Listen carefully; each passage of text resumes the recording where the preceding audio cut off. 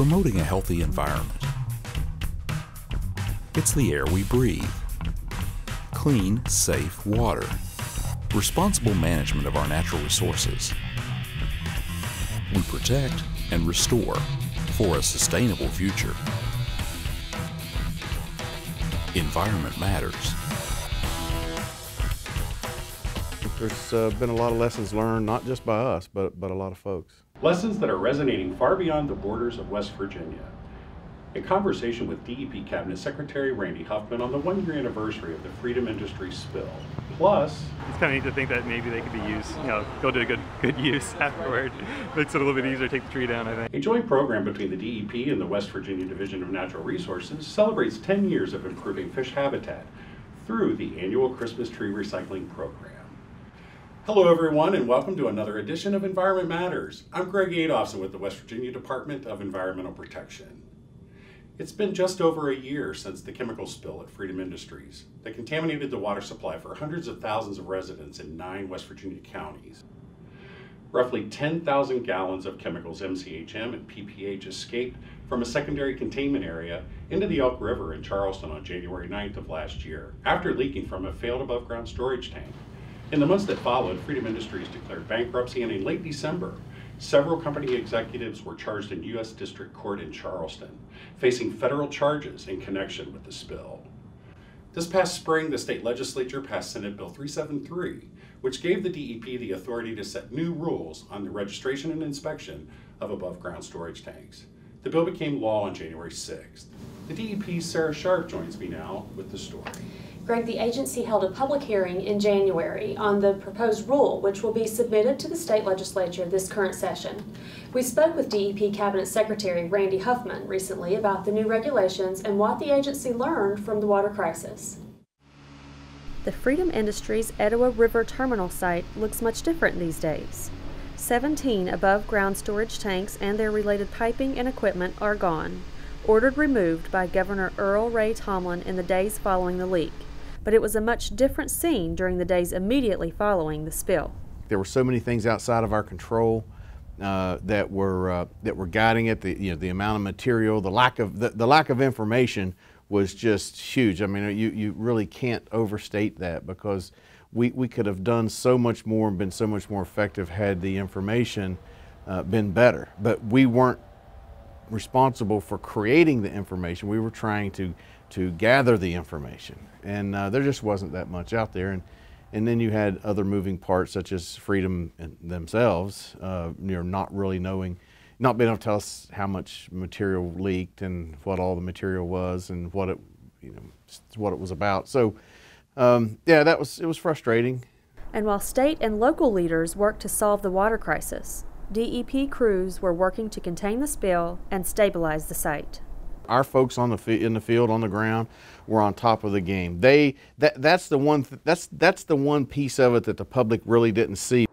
I just can't say enough about what an outstanding job they did. They were never in doubt about what they needed to do and about their role. They went on site for the first couple weeks. We were on site 24/7. So we had a constant presence out there, and it was January, so obviously the weather was working against them as well. Facilities like Freedom Industries and its proximity to water sources are not unique to West Virginia.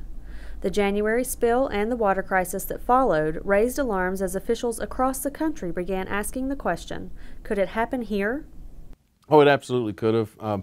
The structural integrity of tanks, which is what we're talking about, on sites that are otherwise benign, like this one was. I mean, so you take out of the mix, chemical tanks at chemical facilities and so forth, and you look at just tanks that are used for a variety of things on a day-to-day basis, and I'm not aware of integrity testing and inspection requirements anywhere for such a facility. So probably different levels of different things exist in different states, but certainly in this country, and I would say worldwide, there's this kind of a risk is out there. It just happened to be we were talking about a tank farm that was built before the water intake was put in, and so Yeah, we learned about the vulnerabilities. We understand them more. My counterparts and others around the country are still continue to look into the risks that they have, the vulnerabilities that they have for their water supplies. So, you know, there's been a lot of lessons learned, not just by us, but a lot of folks. And those lessons are already paying off here in West Virginia. Greg will talk about how the new above-ground storage tank registry is already making our water supplies safer as we continue our conversation with Secretary Huffman a little later in the program. Thanks, Sarah. Fighting a fire is hard enough to do. Just ask any firefighter. Fighting an underground fire brings a whole new level of complication to the process, as the DEP's Mike Huff found out. It's a fire that's likely smoldered unnoticed for years. In many places along the ridge, you'll actually smell it before you see it, the faint but distinct smell of coal burning. On the outskirts of Whitehall in Marion County, this fire in an underground coal seam, part of the old Coon mine, is now approaching the surface. The coal seam is approximately 5 foot thick, ranges in cover from 40 to about 80 feet deep. The coal seam has moved out to the edge of US 250 where there's visible flames, open fire and smoke near the public. The Coon mine is what's known as a pre-law mine, a mine that was abandoned before environmental regulations introduced in the 1970s that laid out rules on how former mine sites should be handled after mining operations have ended. These abandoned mine sites can create a whole host of environmental and safety hazards. Underground fires are a big problem in that you can't predict them. You can't see them. You have to take educated guesses with borings and what information is available. The smoke could inundate someone, and if they actually get close enough to the flames to get burned, it could hurt them. And we've actually had a volunteer fire department coming out here and digging away dirt trying to find the fire, and found several 100-degree temperatures at the surface. So it can be hazardous even to people who are trained to fight the fire. Right now, according to preliminary data, engineers believe the fire is contained within a roughly 50-foot by 300-foot area, but the coal seam where the fire is located could stretch for miles. And with sensors showing underground temperatures reaching nearly 700 degrees, hotter than an oven, dealing with this fire is a job for experts.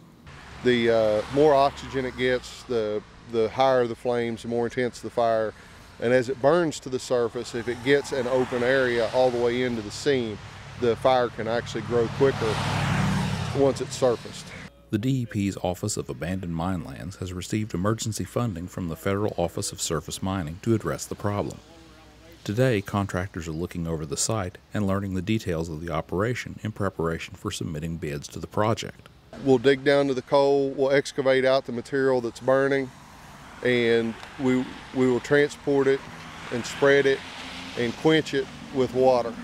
And we'll do a fine spray of water back against the coal seam to make sure we have as much out as we can. Once that's completed, the site will be backfilled and sealed with clay on both ends.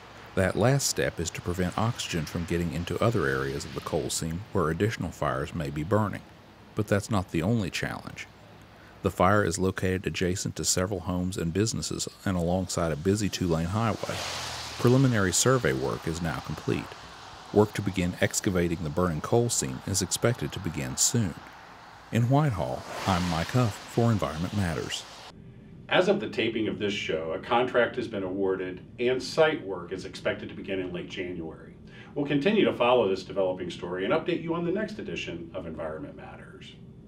The DEP's Division of Air Quality is planning to release a draft of the new Air Quality General Permit for natural gas activities at a February 5th meeting in Charleston. The new permit would cover the prevention and control of air pollution at natural gas production, compressor, and dehydration facilities. Currently, those facilities are covered under 3 separate permits. Those permits will continue to exist, but any new operations or modifications or administrative updates at existing permits will be covered under the new permit. Approval for the actual gas well drilling is not part of this Air Quality General Permit. Those permits are issued through another division of the DEP, the Office of Oil and Gas. The DEP plans to live stream the event. You can find out more information by visiting our website. If you missed the live webcast, we also plan to post a recording of the live stream on our YouTube channel, WV Environment. Just ahead, I think the most significant part of it is going to be that thing that you can never measure, and that is how many disasters such as this moving forward will be prevented as a result. We continue our conversation with DEP Cabinet Secretary Randy Huffman on the lasting impacts of Freedom Industries spill. Plus, we'll have details of a new photo contest in conjunction with this year's Make It Shine cleanup campaign. Those stories and more when Environment Matters continues.